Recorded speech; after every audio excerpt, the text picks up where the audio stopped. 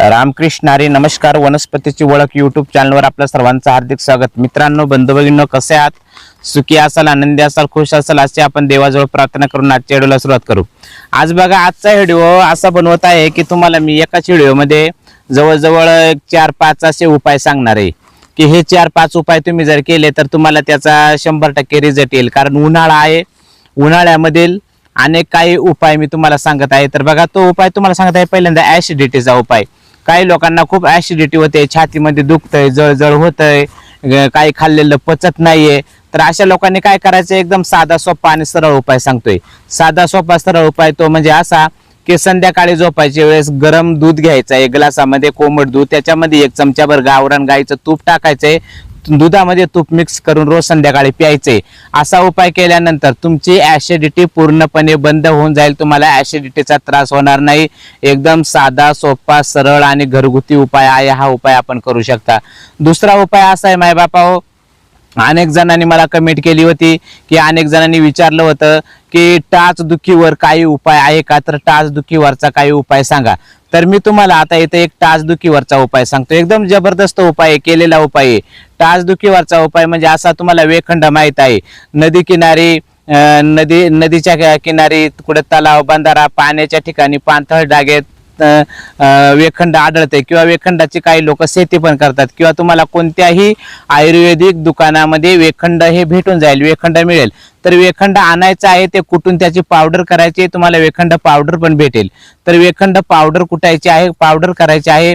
ते पावडर गावरान गाईच्या गोमूत्रामध्ये चांगली शिजवून घ्यायचे, गरम करायचे, आणि जिथं टाच दुखते टाचेवरती चांगली थापून लेप द्यायचा आहे. संध्याकाळी झोपायच्या वेळेस हा उपाय करायचा आहे. वरून फडक्याने बांधून टाकायचा आहे. हा उपाय फक्त 3 दिवस करा. 3 दिवसामध्ये तुमची कसलीही टाचदुखी असू द्या, 100% गॅरंटी देऊन सांगतो, तुमची टाचदुखी पूर्णपणे बंद होऊन जाईल. काय करायचं, वेखंड उगाळून किंवा पावडर करून गावरान गाईच्या गोमूत्रामध्ये शिजवून आणि ते वरती लेप देऊन बांधून टाकायचा. हा उपाय रात्री करा, 3 दिवस करा. 3 दिवसामध्ये टाचदुखी पूर्णपणे बरी होऊन जाईल. त्याचप्रमाणे आता काय, उन्हाळा आहे बघा, उन्हाळा. आणि उन्हाळ्यामध्ये उष्णतेमुळे माणसांच्या शरीरावर नागिन हा एक असा आजार आहे, नागिन हा एक असा रोग आहे की बरेचशा लोकांना उन्हाळ्यामध्ये नागिन होते. नागवेडा म्हणतात, नागिन म्हणतात. असे कमरावरून अंगावर असा चट्टा उठतो. एक चर्मरोग आहे, नागिन, नागवेडा. तर त्या रोगावरचा एकदम जबरदस्त उपाय मी तुम्हाला सांगतोय. उन्हाळ्यामध्ये काही लोक मांत्रिकाकडे जातात बघा. मी तर मंत्रांनी पण उतरवतो आणि औषध पण देतो. माझ्याकडं 2-3 प्रकारचे औषधं पण आहेत आणि मी मंत्रांनी सुद्धा नागिन उतरवू शकतो. परंतु तुम्हाला मी एक उपाय सांगत आहे. तो उपाय म्हणजे असा की नागिन पूर्णपणे अवघ्या 3 दिवसामध्ये बरा करणारा उपाय. तुम्हाला कोणी सांगणार नाही माय बाप. बघा, इतका जबरदस्त उपाय आहे. तर नागिन बरा करण्यासाठी बघा, तुम्हाला कुठल्या आयुर्वेदिक दुकानामध्ये खुरासनी ओवा भेटेल, तर खुरासनी ओवा आणायचा आहे आणि कवड्या उद आणायचा आहे. काय करायचे, खुरासनी ओवा, कवड्या उद खलबद्यामध्ये कुटून त्याची पावडर करायची आहे आणि सम प्रमाणामध्ये घ्यायची आहे. कवड्या उदाची पावडर कवड्या उदाची पावडर 2 चमचे आणि खुरासनी ओव्याची पावडर 2 चमचे. त्याच्यामध्ये 2 चमचे वारुळाची माती. जंगलामध्ये तुम्हाला कुठेही वारुळ दिसेल बघा, तर वारुळाची माती 2 चमचे घ्यायची. असे 2 चमचे वारुळाची माती सगळं सम प्रमाणामध्ये करून मिक्स करून पाण्यामध्ये कालवायचा आहे. असा मला मस्त लेप करायचा आहे आणि तो ज्या ठिकाणी नागिन झालेली आहे त्या नागवेड्यावर, नागिनीवरती लावायचा आहे. रोज सकाळी ताज्या पाण्यामध्ये कालवून आणि त्यावेळेस लावायचा आहे. सकाळ संध्याकाळ 2 टाइम लावा.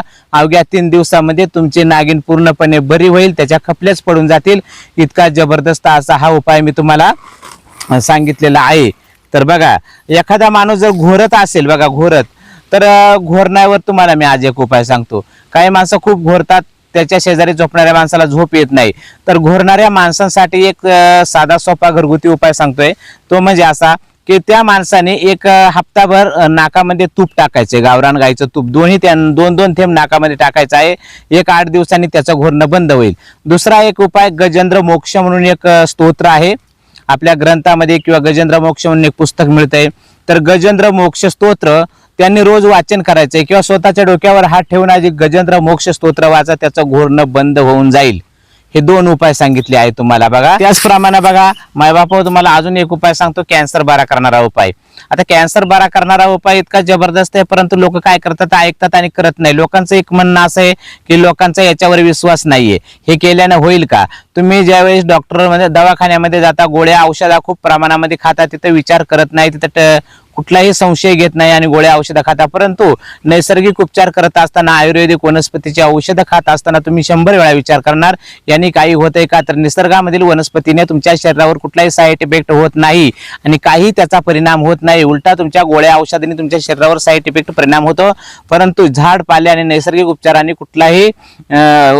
कुठलाही साईड इफेक्ट होत नाहीये. तर बघा, तुम्हाला कॅन्सरवर मी एकदम जबरदस्त उपाय सांगतो. तुम्हाला बाजारामधून 100 आवळं आणायची आहे. किती? 100 आवळं म्हणजे आवळकंठी आवळं आणायची आहे. ते आवळं आणल्यानंतर ती पाण्यामध्ये खळखळ खळखळ अशी उकळून घ्यायचे. उकडल्याच्या नंतर त्याच्यावरती एक देठाचं संपूर्ण 5-5 लवंगा टोचायचे आहेत. शिजलेल्या आवळावरती 5-5 लवंग देखठा सगळं टोचायचे आहे. ती प्रत्येक आवळावर 5-5 टोचा आणि एक काचेची बरणी आणा. ती बरणी मध्ये ठेवा आणि ते पूर्ण गाळतील, पूर्ण बुजतील एवढी त्याच्यामध्ये शुद्ध मोळाची मध टाका. मध टाकल्यानंतर त्याचं झाकण पॅक करा. 40 दिवस त्या बरणीला हात लावू नका. 40 दिवस मुरू द्या. 40 दिवसाच्या नंतर त्याच्यामधील रोज एक आवळा काढून खा. 100 दिवस 100 आवळं खा. तुमचा कॅन्सर कोणताही असू द्या, कुठलाही कॅन्सर 100% मायबापा मी गॅरंटी देऊन सांगतो, तुमचा कुठलाही कॅन्सर पूर्णपणे बरा होऊन जाईल. तर इतका जबरदस्त उपाय आहे. आजचा व्हिडिओ हा खूप महत्त्वाचा आहे. याच्यामध्ये तुम्हाला मी महत्त्वाचे घरगुती उपाय आणि काही टॉपिक सांगितलेले आहेत. हे टॉपिक तुम्ही आपले लिहून घ्या, किंवा कारण युट्यूबचा काही भरोसा नाही, कधीही चॅनल टर्मिनेट होऊ शकतो, जाऊ शकतो. तर हे उपाय तुम्ही लिहून घ्या. पुन्हा तुम्हाला अशी माहिती भेटेलच असं नाही. तर हे उपाय तुम्ही लिहून घ्या आणि हे उपाय करा. यांनी शरीरावर कुठलाही साईड इफेक्ट होत नाहीये. फक्त आवळं शिजवून त्याच्यावरती लवंग टोचून मधामध्ये 40 दिवस भिजत घालू आणि नंतर ते खाल्ल्यानंतर तुमचा कुठल्याही प्रकारचा कॅन्सर बरा होतो. इतके जबरदस्त उपाय. तर हा उपाय करून आपण आपल्या जीवनामध्ये सुखी व्हा, आनंदी व्हा, खुश राहा. आपल्याला ईश्वर धनसंपत्ती देव, आरोग्य संपत्ती देव आणि आनंदात देव आपल्याला ठेवो. अशाच माहितीसाठी आपल्या चॅनलला तुम्ही फॉलो करा. एकमेका सहाय्य करू अवघे ध्रुव सुपंत या संतांच्या वचनाप्रमाणे. माऊली थांबतो. उद्या भेटू नवीन माहिती, नवीन व्हिडिओ बरोबर. तोपर्यंत धन्यवाद. रामकृष्ण हरी. जय धन्वंतरी भगवान.